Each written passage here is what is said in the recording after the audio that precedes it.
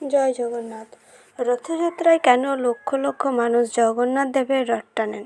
শুধু একটি দড়ি টানার মধ্যেই লুকিয়ে আছে গভীর আধ্যাত্মিক রহস্য। চলুন আজ জেনে নিই। রথযাত্রা হিন্দু ধর্মের অন্যতম বৃহৎ উৎসব। বিশ্বাস করা হয় এই দিনে শ্রী জগন্নাথ, বলভদ্র ও দেবী সুভদ্রা মন্দির থেকে বেরিয়ে সকল ভক্তকে দর্শন দিতে আসেন।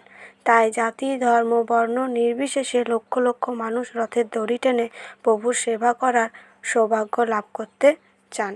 শাস্ত্র ও লোকবিশ্বাসে বলা হয়, ভক্তি ভরে রথের দড়ি টানলে ঈশ্বরের আশীর্বাদ লাভ হয় এবং জীবনের অশুভ শক্তি দূর হয়ে মঙ্গল প্রতিষ্ঠিত হয়।